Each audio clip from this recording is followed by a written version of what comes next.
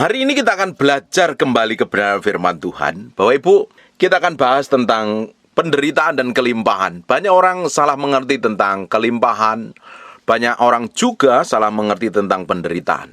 Tapi dua-duanya menurut saya itu adalah kembar siam. Tidak bisa dipisahkan. Waktu kita pertama kali memutuskan untuk ikut Tuhan, kita percaya Tuhan, kita komitmen jadi orang Kristen yang mengalami lahir baru, kita akan masuk dalam proses pertama-tama, kita akan dibawa dalam proses pemurnian. Kita harus ngikut Tuhan, dan syaratnya ngikut Tuhan harus pikul salib, sangkal diri, mati daging. Itu adalah penderitaan buat kita loh. Secara daging kita akan mengalami penderitaan karena manusia lama kita yang harus kita tanggalkan. Pola pikir, cara pandang, dan itu akan mempengaruhi kehidupan kita. Kita harus takluk sepenuhnya kepada Tuhan. Emosi amarahmu itu harus disalibkan, itu harus dimatikan. Keinginan dagingmu harus dimatikan, disalibkan, dan kita harus taruh sepenuhnya kepada pusat kehendak Tuhan. Dan itu buat daging kita rasanya sakit. Kita melakukan firman, hidup dalam kebenaran, itu rasanya sakit. Dan itu sebagai tanda bahwa kita ini ikut Tuhan dengan sungguh-sungguh. Kita memang harus pikul salib, sangkal diri, mati daging. Bapak Ibu, penderitaan jangan diartikan kalau engkau ikut Tuhan harus melarat, miskin, kekurangan. Makanya kita harus percaya dua sisi hal yang berbeda yang Tuhan lakukan dalam kehidupan kita. Menderita sebagai orang Kristen artinya engkau hidup ngikutin kehendak Tuhan dan engkau menyalibkan semua keinginan dagingmu. Kita akan lihat di 1 Petrus pasal yang keempat mulai ayat yang ke-12. Saudara-saudara yang kekasih, janganlah kamu heran akan nyala api siksaan yang datang kepadamu sebagai ujian. Siksaan seperti api yang menyiksa kita sebagai ujian. Seolah-olah ada sesuatu yang luar biasa terjadi atas kamu. Seolah-olah terjadi sesuatu yang dalam hidup kita, dalam diri kita. Justru waktu kita menghadapi namanya penderitaan itu, kita disuruh bersuka cita seperti kita disiksa. Yang menyiksa kita siapa sebenarnya? Dagingmu, keinginan, dan hawa nafsumu. Kan jarang hari ini terjadi penyiksaan orang Kristen dianiaya, kecuali di daerah-daerah tertentu mengalami aniaya fisik. Tapi kita sebagai orang percaya, terutama di Indonesia ini kan jarang yang dianiaya. Sampai ngeluarkan darah, tetesan darah ini kan nggak ada hari ini.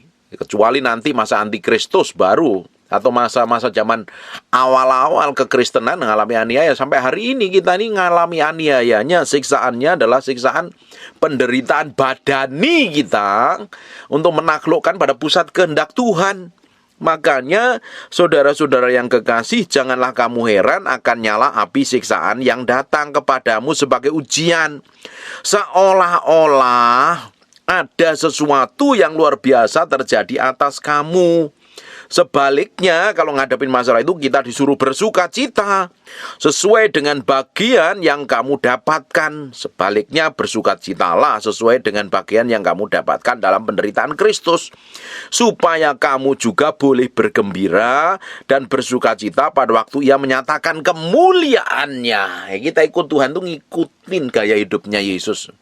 Kalau kita ingin menjadi serupa segambar dengan Kristus, dan karakter kita yang harus menjadi serupa segambar dengan Kristus, nah karakter ini dibentuknya melalui proses ujian, peremukan, dan itu tidak enak. Buat daging kita rasanya tidak enak. Makanya seperti kita ini mengalami penderitaan. Berapa banyak orang yang melakukan dosa dan pelanggaran, tiba-tiba ikut Tuhan. Setelah ikut Tuhan, ngalami pemurnian, ngalami proses, ngalami tekanan, ngalami himpitan, dan itu adalah bagian yang harus kita lewati sebagai pemurnian yang Tuhan izinkan dalam kehidupan kita. Itu diizinkan supaya kita ini harusnya bergantung sama Tuhan. Makanya di ayat 14 berkata, berbahagialah kamu jika kamu dinista oleh karena nama Kristus, sebab roh kemuliaan yaitu roh Allah ada padamu. Kalau dinista orang, difitnah orang itu ada nggak terlalu berat, nggak terlalu menyakitkan, kecuali sampai kita meneteskan darah, itu baru yang berat. Tapi kalau hanya orang ngomong, orang memfitnah, orang mencaci maki, biarin aja, nggak usah dipusingin.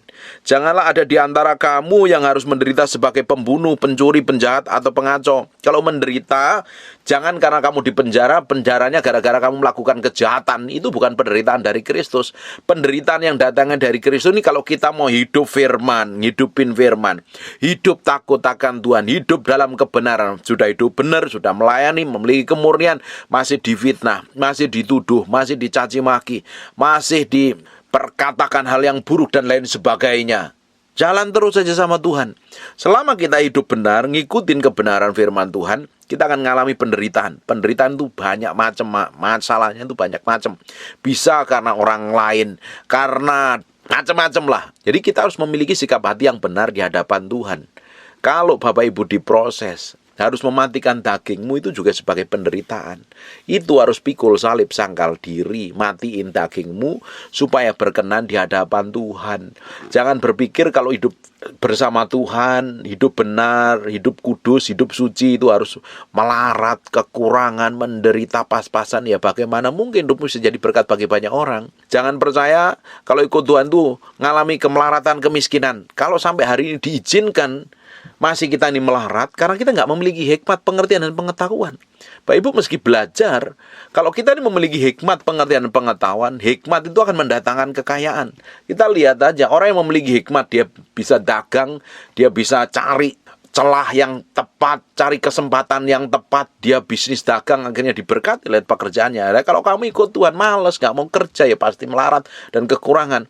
Apalagi kalau hamba Tuhan sudah ngarepin persembahan, jemaatnya nggak seberapa, ya pasti hidupmu melarat dan kekurangan. Pakai hikmatmu, dagang kalau perlu. Kecuali kamu nih jadi hamba Tuhan, yang jemaatmu sudah banyak, dari fokusmu untuk melayani full sampai nggak sempat dagang bisnis, ya nggak usah. Paulus saja cukupin pelayanannya dengan berdagang. Yesus pun sebelum pelayanan full, dia jadi seorang tukang kayu. Lihat tokoh-tokoh di Alkitab, mereka adalah orang-orang yang bisnis, mereka berdagang. Mereka adalah orang-orang pengusaha yang sukses dan berhasil. Mereka adalah orang-orang yang diberkatin Tuhan, bukan melarat kekurangan. Penderitaan itu nggak harus melarat, kamu melarat kekurangan. Kamu sampai hari ini melarat dan kekurangan karena kamu memiliki hikmat untuk mengelola keuangan dengan baik. Kamu nggak memiliki hikmat, pengertian, dan pengetahuan untuk melakukan bisnis dan usaha yang sesuai dengan apa yang Tuhan mau dan Tuhan inginkan. Kalau orang Kristen memiliki hikmat, pengertian, pengetahuan, pasti diberkatin Tuhan. Lihat, orang dunia nggak percaya Tuhan, ketika dia memiliki hikmat, pengertian, dan pengetahuan, diberkati loh bisnis usahanya. Apalagi orang itu rajin mau bekerja, pasti diberkatin Tuhan. Ya, kalau udah malas, ya gimana mau diberkatin Tuhan. Makanya jangan percaya kalau ikut Tuhan itu harus melarat, miskin, dan menderita. Memang kadang diizinkan itu terjadi, tapi Tuhan nggak sampai biarkan keleleran kita nggak kuat makan, tuh nggak mungkin. Saya itu melayani Tuhan dari tahun 97 sampai hari ini. Saya nggak pernah kekurangan, sampai kelaparan, nggak bisa makan. Tuhan cukupin, Tuhan berkatin saya. Bahkan Tuhan bawa saya ngalami berkat-berkat yang ajaib, sampai more than enough, lebih dari cukup. Bahkan kita bisa memberkatin orang lain. Saya tahu saya melayani Tuhan, saya percaya sama Tuhan. Kalau sampai hari ini Tuhan berkatin saya, karena Tuhan punya maksud dan tujuan. Tujuannya supaya apa? Saya bisa memberkatin orang-orang yang kekurangan. Baik Ibu, kalau engkau ikut Tuhan, yang pertama yang harus kamu lakukan adalah menyerahkan hatimu, pikiranmu, perasaanmu, kemauanmu, egomu, emosimu, seluruhnya ditaruh pada pusat kehendak Tuhan. Karena itu yang akan diberesin di hadapan Tuhan. Itu yang Tuhan mau beresin dulu. Dan itu nanti ketika ada pemurnian, ada peremukan, itu rasanya dagingmu sakit, rasanya tidak enak. Dan itu seperti penderitaan. Jangan kalau kita ini jadi orang Kristen menderita karena maki orang, bikin berita bohong, berita hoax, caci maki, kena undang-undang ITE, dan lain sebagainya, mencuri, membunuh, melakukan hal kejahatan. Itu bukan penderitaan. Itu kamu menderita karena dosa dan pelanggaran. Tapi kalau kita hidup benar, hidup takut akan Tuhan, ngalami proses, ngalami hal yang tidak enak, difitnah, dituduh, dicaci maki, diperlakukan buruk, itu sebagai proses penderitaan yang harus kita alami untuk memurnikan hati kita. Jalani saja sama Tuhan, ikut Tuhan tuh, ikutin aja apa yang Dia mau dan Tuhan inginkan. Wis nggak usah balelo, kata orang Jawa, nggak usah berontak, nggak usah bantah, jalan sama Tuhan. Kalau ngalami nggak enak, Tuhan pasti ujungnya bahwa hidup kita ngalami kelimpahan. Tuhan tuh adalah Bapa yang baik. Dia tidak akan pernah membiarkan kita keleleran, melarat, dan kekurangan. Selama engkau hidup benar, engkau hidup takut akan Tuhan, itu pasti cukupin kebutuhanmu. Tuhan pasti bawa hidupmu menikmati semua keajaiban dan kedahsyatan. Makanya jangan alergi dengan kelimpahan. Tuhan berjanji, nanti kita akan bahas ya. Tuhan sendiri datang ke muka bumi ini yang dulunya kaya, rela jadi miskin supaya hidup kita itu diberkati. Menikmati semua janji Tuhan. Tapi fokus kita bukan pada kekayaan, fokus kita itu pada pribadi Tuhan. Nah, waktu kita fokus pada pribadi Tuhan, Tuhan murnikan hatimu. Tuhan murnikan hati saya. Sampai hari ini Tuhan murnikan hati saya. Tuhan mau hati saya menjadi tempat tinggalnya Tuhan, manifestasikan pribadi dan kuasanya dalam kehidupan saya. Makanya nih yang di dalam ini yang diberesin dulu nih. Saya sudah sering ulang-ulang karena ini penting sekali. Setelah engkau mengalami kelahiran baru, yang baru adalah manusia rohmu. Tuhan berikan roh yang baru dan hati yang baru itu jadi tempat tinggalnya Tuhan. Yang jadi masalah adalah jiwamu, pikiranmu, kemauanmu, kehendakmu. Itu masih lama dan itu perlu diperbarui hari demi hari dengan firman. Nah, ketika itu diperbarui, engkau ngalami namanya penderitaan. Proses permukaan sakit rasanya. Ada orang-orang keras kepala yang dibentuk Tuhan lewat banyak hal. Kejadian-kejadian yang menyakitkan. Nah, itu sebagai proses yang Tuhan izinkan. Penderitaan yang Tuhan izinkan supaya hati kita tuh nempelnya sama Tuhan. Kita mencari Tuhan. Hati kita mencintai Tuhan. Semakin mengasihi Tuhan. Bukan penderitaan sampai kamu melarat kekurangan gak bisa makan. Karena kamu malas gak mau kerja. Gak mau melakukan apa-apa. Kamu hanya mengharapin persembahan dari orang lain. Babak belur hidupmu gak jadi berkat. Bagaimana mungkin jadi hamba Tuhan kalau kekurangan? Bagaimana bisa memberi makan jemaat yang miskin dan melarat? Kita harus jadi orang harus ngikutin kebenaran, hidup dalam kebenaran. Kita kejar Tuhan dan Tuhan tidak akan pernah membiarkan kita. Kita akan lihat di Filipi 3 ayat yang ke-10. Yang ku kehendaki ialah mengenal Dia dan kuasa kebangkitannya dan persekutuan dalam penderitaannya. Kalau Yesus saja mau menderita, kita menjadi sama seperti Yesus, kita pun juga mengalami penderitaan. Tapi penderitaanmu nggak sampai mencucurkan darah, paling mencucurkan air mata karena engkau diremukkan di proses. Yang ku hendaki ialah mengenal Dia. Yang pertama harus mengenal Dia, mengenal Tuhan, mengalami Tuhan, bergaul dengan Tuhan, dan kuasa kebangkitannya. Siapa itu Roh Kudus? Kenal pribadi Tuhan, kenal kebenaran, bergaul dengan Roh Kudus, dan persekutuan dalam penderitaannya. Ini yang orang nggak suka. Tapi ini suka tidak suka orang Kristen harus ngalami. Suka tidak suka kita akan ngalami bersekutu lewat penderitaannya. Penderitaan yang Tuhan izinkan itu memurnikan hati kita. Penderitaan yang Tuhan izinkan itu membuat kita menaklukkan daging ini pada pusat kehendak Tuhan. Memang daging kita akan menderita. Badan kita rasanya ketika mengalami proses permukaan sakit. Tapi ujungnya hati kita tuh nempelnya sama Tuhan. Dan kita ngalami itu. Bapak Ibu, setiap hari kita akan diperhadapkan dengan berbagai keputusan. Kalau kita ngambil keputusan yang salah, kita akan tanggung resikonya sendiri. Dan akibatnya kamu sendiri akan tanggung. Dan setiap hari kita akan dipertanggungjawabkan. Tiap hari kita akan dipertemukan dengan orang-orang yang kelakuannya yang belum bertobat. Bisa bersikap kasar, ngomong jahat, kelakuan buruk, sikapnya jelek, dan lain sebagainya. Nah, kalau kita bisa mengendalikan diri kita, kita bisa enjoy dan relax. Tetapi kalau nggak bisa mengendalikan dirimu waktu menghadapi orang seperti ini, dagingmu akan teriak. Nah, daging waktu teriak, rasanya pingin balas, rasanya pingin marah, rasanya pingin maki. Dan itu harus ditaklukkan pada pusat kehendak Tuhan, supaya kita tidak jatuh di dalam pencobaan dan tidak jatuh di dalam dosa. Tetapi kita didapati menjadi orang yang berkenan, bertindak, bersikap, ngambil keputusan seperti yang Tuhan mau. Kalau kita ngikut Tuhan itu jangan dijamin hidupmu tuh mulus, hidupmu enak, hidupmu bahagia terus. Akan diizinkan proses. Karena pada dasarnya kita ini orang yang pernah jatuh di dalam dosa, punya tabiat berdosa, punya pikiran jahat, punya kelakuan yang buruk. Nah, itu akan dicabut sampai ke akar-akarnya. Itu akan membuat dagingmu rasanya menderita. Jalani, nikmatin Tuhan. Jangan berpikir kalau ikut Tuhan semuanya haleluya, puji Tuhan, baik-baik saja. Pada nyatanya, apa yang kamu hidupin, apa yang kamu alami tidak semanis dengan apa yang dikhotbahkan pendeta-pendeta. Ternyata engkau mengalami proses permukaan, proses kematian daging, pikul salib dan sangkal diri. Jalanin. Ikut Tuhan terus. Nikmatin perjalananmu bersama Tuhan. Sekalipun dagingmu rasanya mau teriak. Waktu engkau disakitin, engkau pengen balas. Waktu dicaci, engkau pengen mencaci balik. Waktu difitnah, rasanya engkau pengen menjelaskan. Dan tapi kita harus tahan. Kita taruh pada pusat kehendak Tuhan. Kita diam. Kita menaruh sepenuhnya sikap hati, tindakan kita kepada Kristus. Kita nggak mau bertindak seperti orang dunia.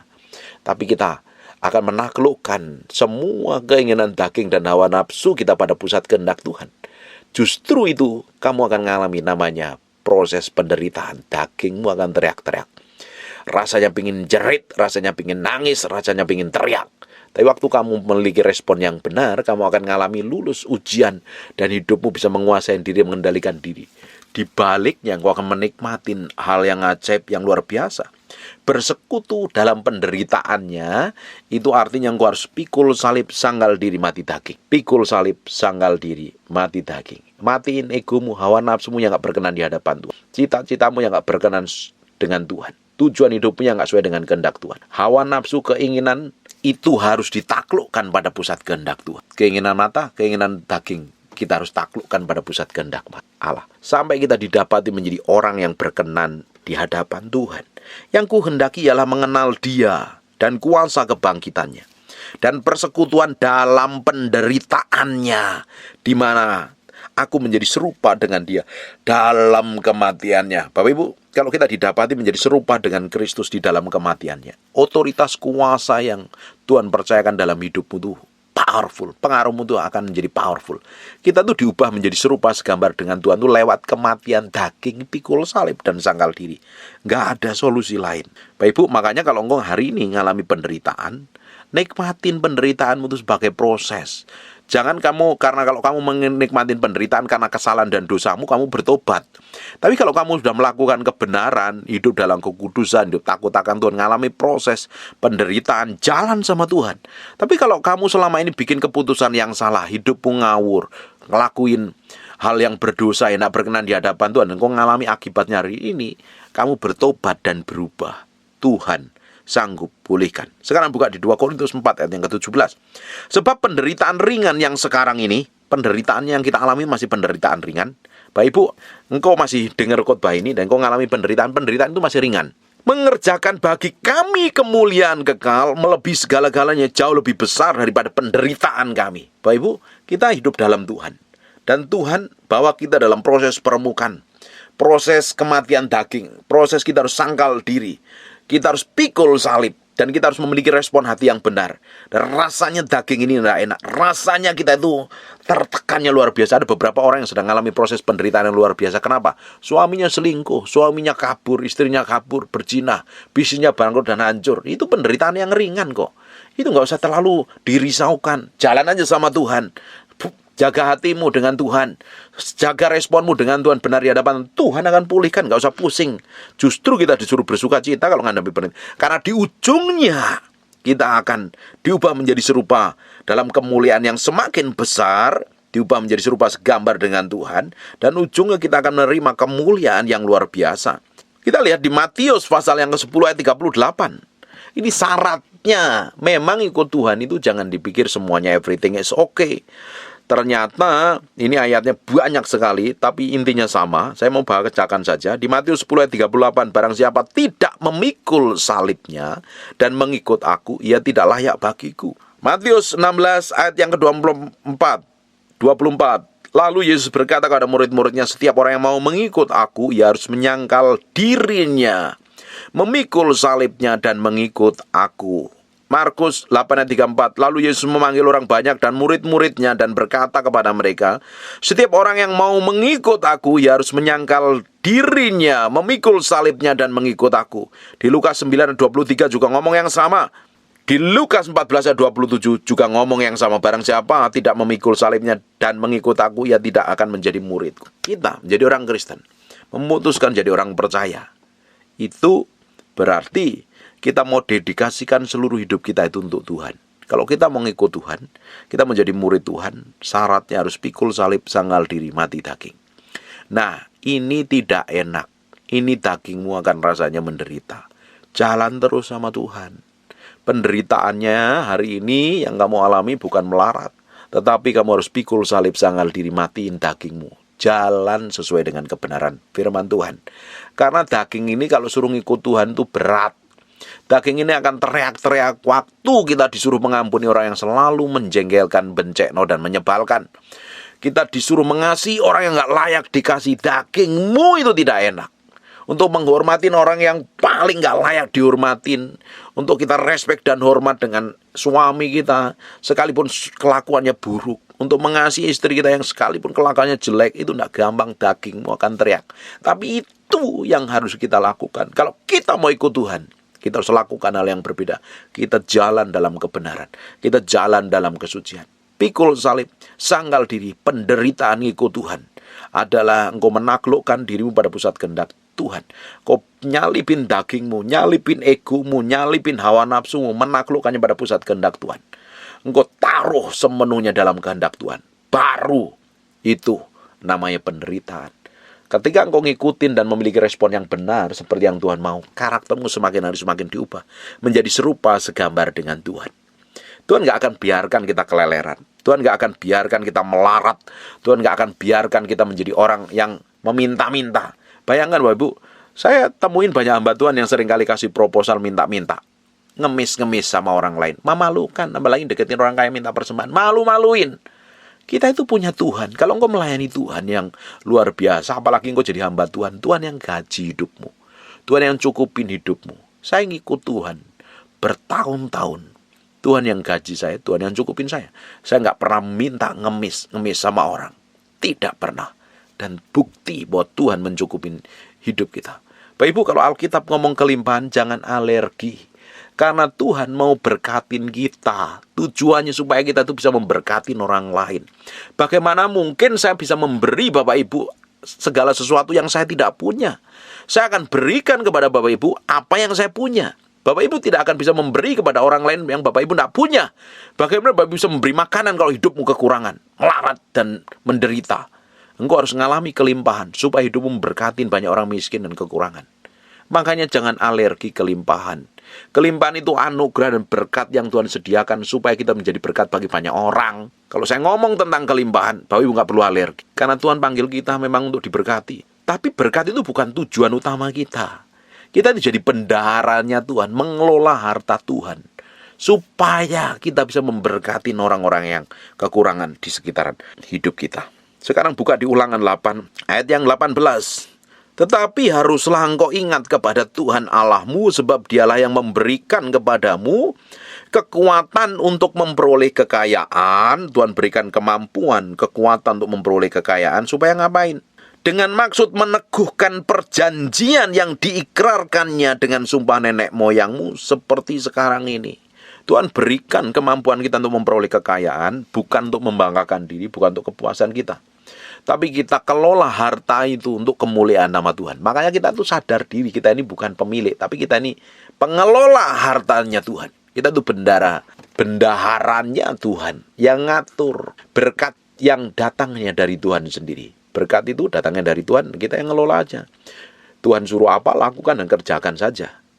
Kalau kita mau diberkati, kita harus tahu dan sadar diri. Fokus kita bukan kepada berkat.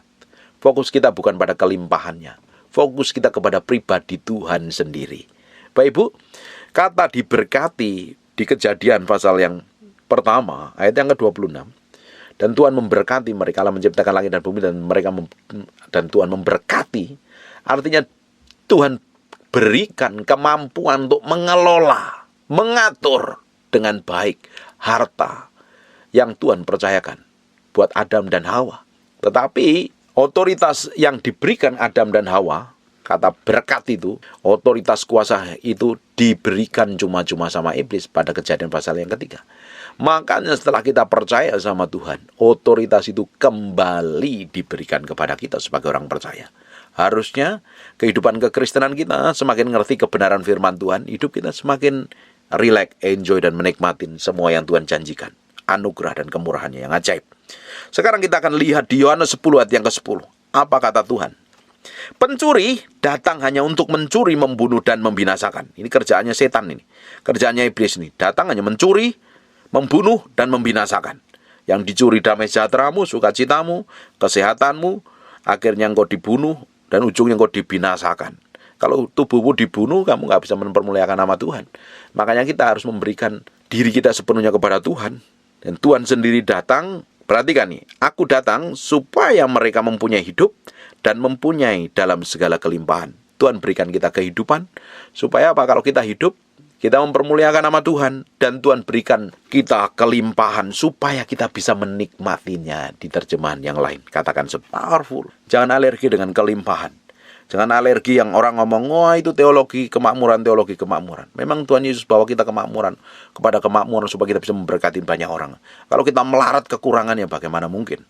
Makanya saya bilang, penderitaan pikul salib sangkal diri dengan kelimpahan itu adalah kembar siam, tidak bisa dipisahkan. Kalau Tuhan janji kita ikut Tuhan, kita harus pikul salib sangkal diri. Tapi di sisi lain Tuhan juga akan bawa kita dalam hidup dalam kelimpahan. Sekarang buka di 2 Korintus 8 ayat yang ke-9. Karena kamu telah mengenal kasih karunia Tuhan kita Yesus Kristus, bahwa Ia yang oleh karena kamu menjadi miskin, sekalipun Ia kaya, supaya kamu menjadi kaya oleh kemiskinannya. Kaya bukan hanya sekadar harta, segala macam hikmat, pengertian, pewahyuan, anugerah, kemurahan, urapan, dan otoritas, dan berkat jasmani pun kita akan menikmati kelimpahan itu. Bapak Ibu, saya berdoa perjalanan kekristenan kita itu balance. Di sisi lain kita ikut Tuhan, jalan sama Tuhan, memang dimurnikan, pikul salib sangkal diri. Di sisi lain kita juga akan menikmati di ujungnya hidup dalam perkelimpahan dalam Kristus. Karena Tuhan punya tujuan ketika Tuhan memberkatin kita. Dari setiap berkat yang Tuhan berikan sama kita, ada maksud Tuhan, ada tujuan Tuhan, ada bagian untuk orang-orang yang susah dan kekurangan. Dari setiap berkat yang Tuhan percayakan sama kita harus kelola untuk tujuan Tuhan, bukan untuk kepentingan kita. Tapi hari ini, karena ketamakan manusia, karena keserakahan manusia, orang begitu tamak dan serakah. Dihabiskan uangnya, dihabiskan kekayaan untuk memuaskan keinginan dan hawa nafsunya. Tidak sesuai dengan kehendak Tuhan. Apalagi kalau hamba Tuhan hanya sekedar mengejar kelimpahan tanpa peduli dengan kehendak Tuhan dan tujuan Tuhan. Hidupmu kedagingan. Tidak heran banyak orang salah mengerti karena pendetanya hidup dalam kelimpahan, tapi tidak pikul salib sangkal diri, mati daging. Jemaatnya melarat, pendetanya kelimpahan, akhirnya jadi batu sandungan. Makanya kita harus ngerti tentang maksud Tuhan dari penderitaan dan kelimpahan. Tujuannya Tuhan membuat kita bisa dipercaya. Semakin hari didapati menjadi orang yang berkenan di hadapannya. Diubah menjadi serupa segambar dengan Tuhan. Bisa dipercaya perkara jasmani dan perkara rohani. Tuhan tuh sampai hari ini mencari orang, matanya menjelajah ke seluruh bumi, mencari orang yang bersungguh hati kepada Dia untuk dilimpahi kekuatan dan kuasanya, dilimpahi otoritas, dilimpahi hikmat, pengertian dan pengetahuan. Bapak Ibu, kalau kita ngerti ini saja, kita berjalan setiap hari bersama Tuhan, kita nggak perlu khawatir, kita nggak perlu stres waktu menghadapi penderitaan, waktu menghadapi goncangan, menghadapi tekanan, karena kita tahu itu bagian yang Tuhan izinkan untuk memurnikan hati kita, untuk membuat kita semakin hidup takut akan Tuhan. Di sisi lain, Tuhan akan persiapkan kita menjadi orang-orang yang bisa dipercaya hartanya Tuhan, untuk dikelola dengan baik, untuk kemuliaan namanya. Jalan terus sama Tuhan mulai hari ini. Ikut Tuhan, harus pikul salib sangkal diri. Jangan lari dari proses Tuhan. Nikmatin proses itu. Apapun yang terjadi dalam hidup hari ini, jalanin. Di baliknya Tuhan akan bawa kita dalam hidup kelimpahan, anugerah dan kemurahannya. Amin. Saya berdoa mulai hari ini engkau ngerti tentang arti penderitaan, pikul salib sangkal diri, pemurnian dan permukaan yang Tuhan izinkan untuk membuat kita semakin serupa segambar dengan Kristus. Dan engkau ngerti tentang kelimpahan berkat yang Tuhan percayakan. Lewat hidupmu, tujuan untuk kemuliaan namanya. Bukan untuk memuaskan daging dan hawa nafsu. Bapak Ibu, kalau engkau ingin hidup dalam kelimpahan, minta hikmat Tuhan. Dagang, bisnis, usaha. Atur apapun juga lah. Tuhan bisa berkatin lewat tanganmu. Tuhan tuh berkatin kita bahwa kita dalam kelimpahan. Lewat apa yang kita kerjakan dan kita lakukan. Apapun yang Tuhan percayakan dalam hidupmu hari ini, kerjakan dengan tanggung jawab. Dengan respek dan hormat akan Tuhan. Kalau kamu kerjakan, kamu lakukan terus, ujung hidupmu akan semakin diberkatin Tuhan. Semakin dibuat berhasil. Namanya akan dipermuliakan dan ditinggikan. Tapi kalau hari ini, engkau karena perbuatan dosa dan pelanggaranmu yang hidup ngaco ngawur, sampai kamu hidup kekurangan menderita, melarat karena dicuri, setan, semua jatah yang harusnya kamu terima, bertobat dan berubah. Kalau engkau masih bikin dosa, dan karena dosa dan pelanggaranmu, karena hidupmu ngawur, Kamu menderita, sadar diri, bertobat dan berubah. Tuhan sanggup pulihkan. Saya berdoa akan lahir orang-orang yang hidupnya takut akan Tuhan, menang dalam proses permukaan, dan hidupnya akan diberkati Tuhan. Banyak sekali kok Alkitab ngomong, kalau kita hidup takut akan Tuhan, seperti Mazmur pasal yang pertama, apa saja yang kita kerjakan lewat tangan kita, Tuhan pasti berkati dalam segala hal. Berkat tidak hanya berbicara materi, berkat itu berbicara banyak hal. Berkat materi itu adalah berkat yang paling murahan dari kerajaan Allah. Kenapa saya bilang murahan?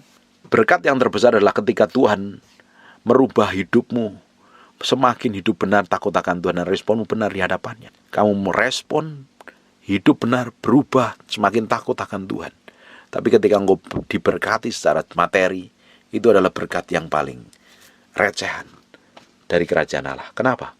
Karena surga lantainya adalah emas sendiri, emas yang murni.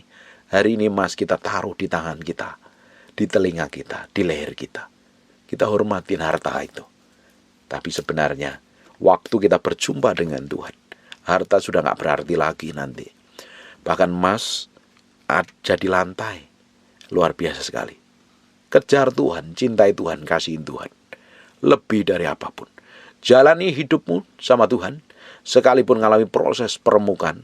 Dan kau harus alami itu supaya hatimu diubah menjadi serupa segambar dengan Tuhan.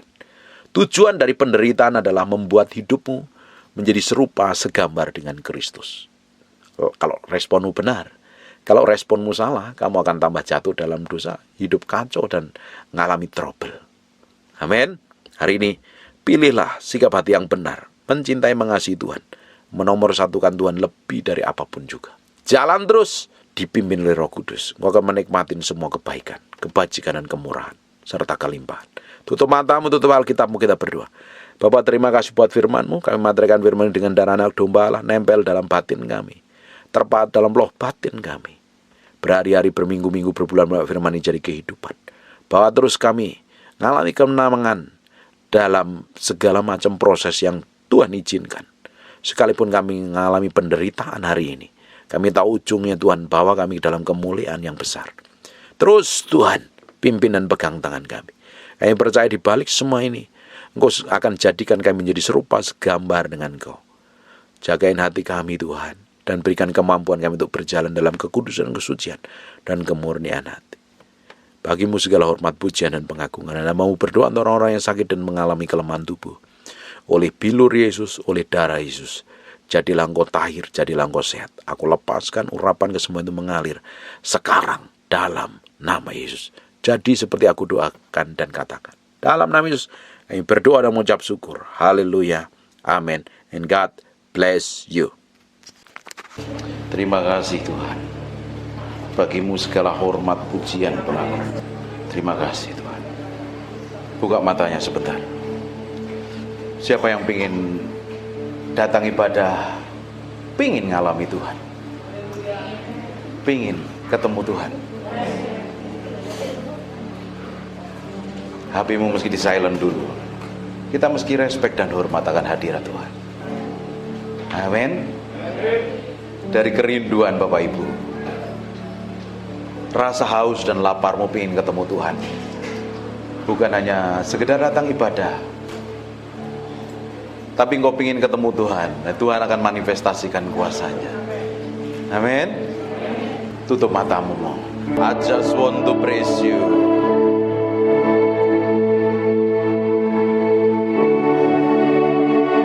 Aku berdoa ada urapan Tuhan sedang turun dalam ruangan ini.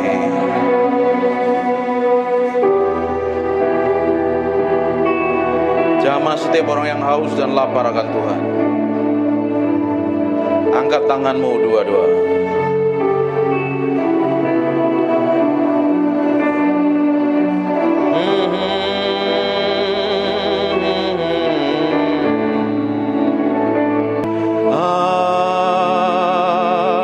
Just want to praise you.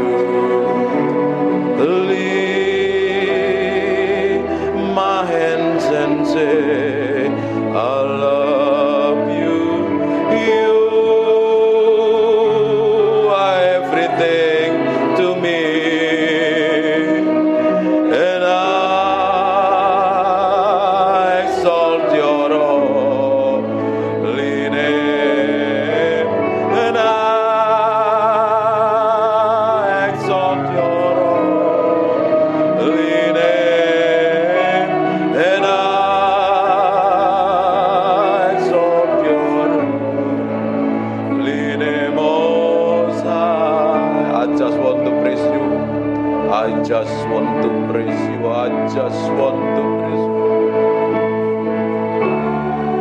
Aku berdoa setiap orang dalam ruangan ini, biar Engkau sendiri yang jamah Tuhan siang hari ini.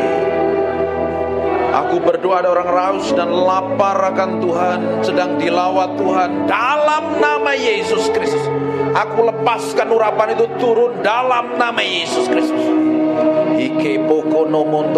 Di ruangan sebelah aku berdoa ada penguarapan turun. Tutup matamu. Ada kuasa Allah sedang mengalir dalam ruangan sebelah, dalam nama Yesus Kristus.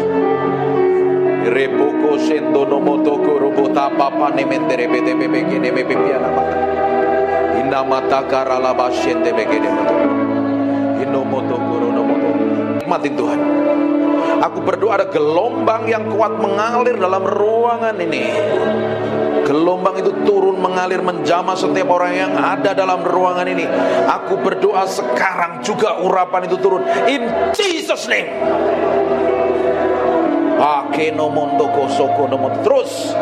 Terus pengurapan itu semakin kuat jamah dan urapi, bahwa mereka mengalami pengalaman pribadimu dengan ajaib dan dahsyat. Nikmatin Tuhan. Nikmatin Tuhan. Fokus sama Tuhan. Alami Tuhan siang hari ini. Alami Tuhan. Alami Tuhan. Alami Tuhan. Ada beberapa orang sedang dijamah. Aku berdoa, ada seseorang yang sedang dipenuhi dengan urapan mengalir dari ujung rambut sampai telapak kaki. Ada sesuatu yang bergerak semakin kuat. Aku berdoa pengurapan itu semakin meluap.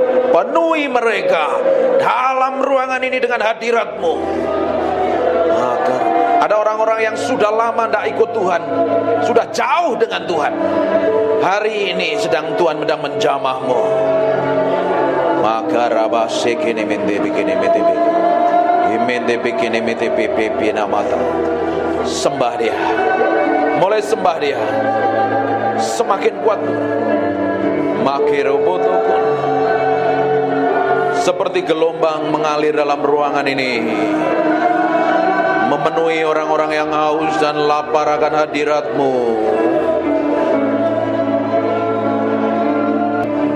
Makarabasyanda makana mate kene mete imekere bete bebe kene mete.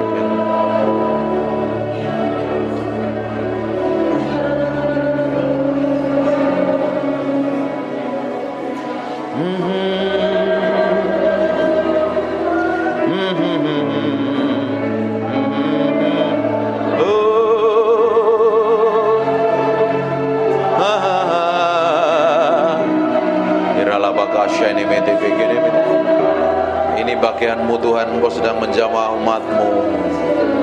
Buat sesuatu yang spesial pagi hari ini.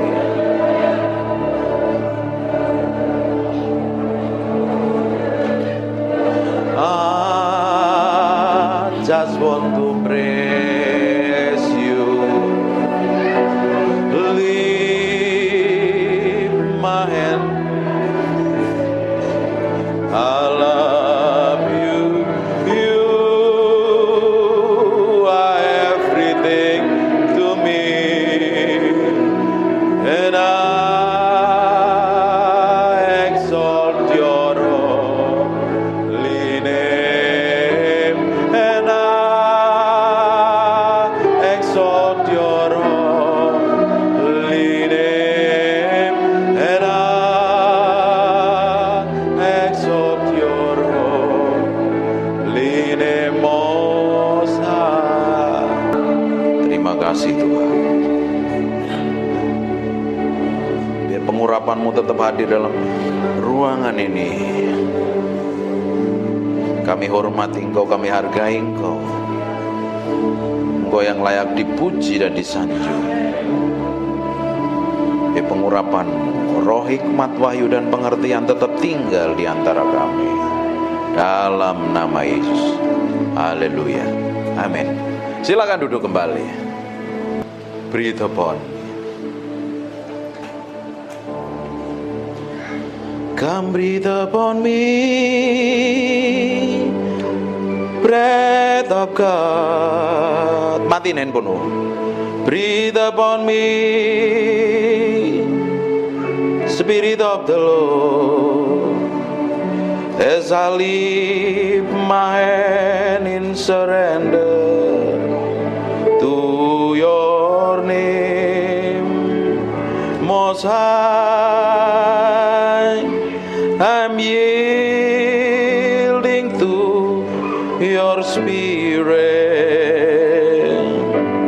walking in your love. Jesus, I adore. Jesus, I adore. Ada anak kecil bisa di kamar sebelah, ruangan sebelah. Jesus, I adore your holy name.